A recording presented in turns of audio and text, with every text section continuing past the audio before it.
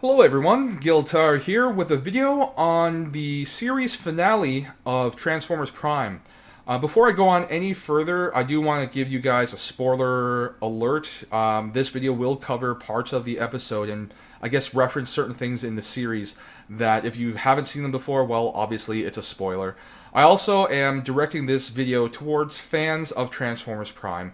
For anybody out there who really dislikes the show, that's fine, and I can understand why you could or would. But at the same time, this really isn't the video for discussing that. However, I do plan on making another video in the future going over my thoughts of the overall Transformers Prime part of the franchise, and more in-depth discussion can happen there. But for now, I'm really just going to touch upon the series finale. I'm going to start off with some high points that I can think of off the top of my head right after watching the episode.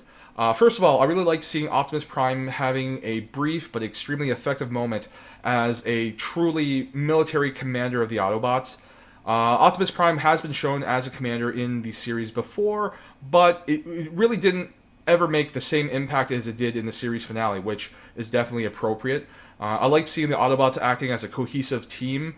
Even up until the third season, the Autobots really seemed like a ragtag bunch of, Autobots, and it wasn't until the last episode where they really showed a cohesion that I think was missing before.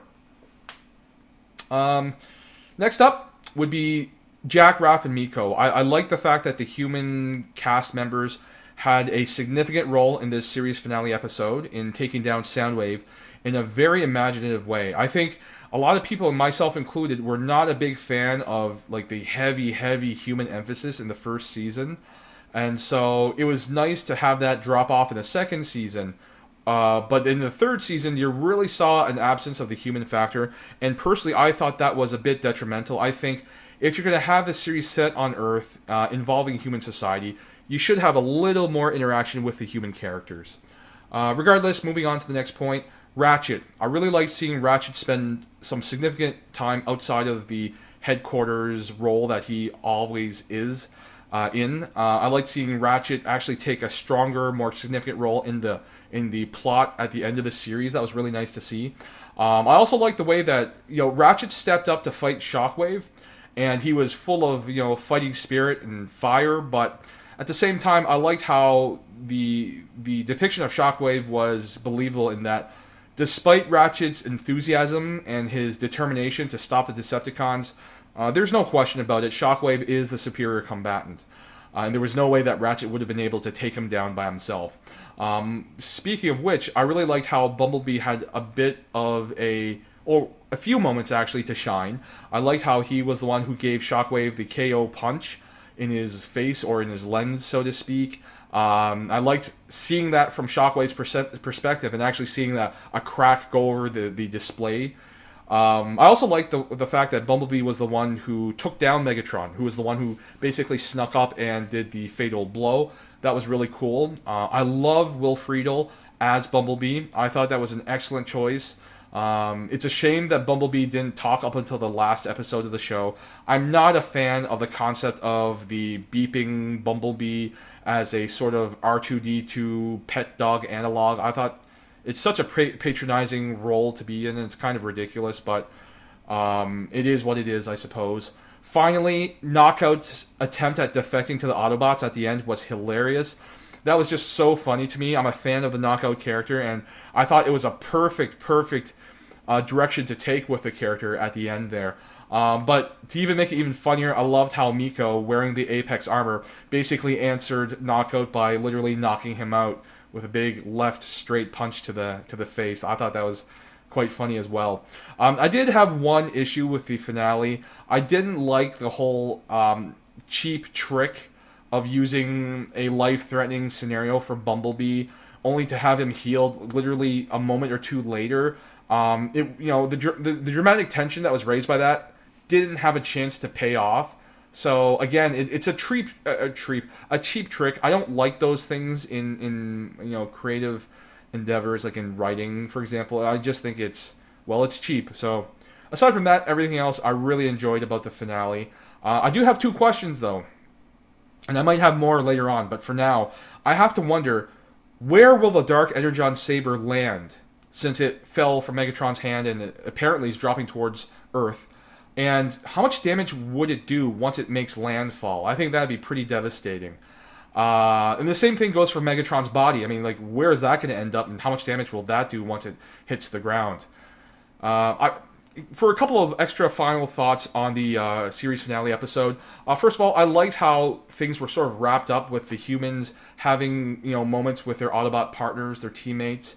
I liked how the Wreckers also had a moment with Agent Fowler, a mutual salute to each other as, I guess, soldiers.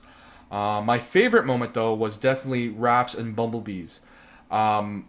Basically, how I viewed it was when Raph and Bumblebee had their final moment, and I'm just sort of paraphrasing here and quoting, or rather paraphrasing, Raph basically says to Bumblebee, "I know, Bee, you don't need to say anything," and Bumblebee simply goes, "I never did." And to me, those two lines of dialogue, combined with the animated work for that quiet moment, for that quiet dramatic scene of development between the two characters, in those several seconds that it took to do that, to me, it made more of an impact of the message or the concept of the boy and his bot that was used or originated from the Michael Bay live-action movies.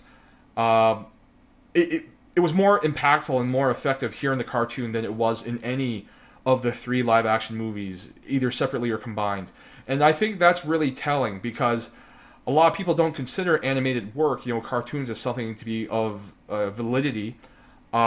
Yet at the same time, it's just a medium, and I think with strong writing, with strong directing, it takes very little effort to make something really, really significant. And again, just that last scene between Bee and Raph was really, really, really good to me, at least. Overall, the finale was much, much better than I anticipated. I do feel that the 3rd season was rushed. It was actually confirmed at San Diego Comic-Con this year when at the Transformers Prime panel, somebody said that the final 4 episodes were essentially rushed due to pressuring from either Hasbro itself or someone else involved in the producing role for the show. So that's a shame, but it is what it is. What can you do about that? Finally, I am looking forward to the Predacons Rising direct-to-DVD movie. I think it's coming out this fall. Hopefully it will tie up a few more things, such as Predaking's sort of, I guess, role on the renewed Cybertron. Like, what is he going to be doing and what's his purpose there? I'm really curious to see what the plot will be. And I think the Predacons Rising is going to be a bit of a precedent because I can't remember, if ever, the last time that a North American sort of produced, directed cartoon show did a follow-up special, so to speak. More commonly, you'll see this kind of thing happen with anime, where if a particular movie or even TV series ends, they'll have a follow-up movie or a follow-up OVA, essentially. So this is pretty cool. Overall, yeah, the series finale was great. I enjoyed it. I could watch it again with no problems. I am sort of feeling a little bit sad that Prime is over. I expected it to be 4 to 5 seasons. I think that's what Hasbro originally said, that they wanted to do a 4 to 5 season cartoon show, and they didn't manage to do that. But it's probably being pressured due to the upcoming Transformers 4 movie next year. So I think Hasbro wants to sort of pave the way to get ready for that event. But yeah, that's pretty much my thoughts on the show's finale. Please, if you guys out there, again, if you're Prime fans, let me know what you thought of the finale. Let me know what you thought of the series. Did it let you down in terms of the finale's execution, or was it, like myself, was it a pleasant surprise to you? As always, thank you very much for watching. Have yourselves a great day, and I'll see you at the next video.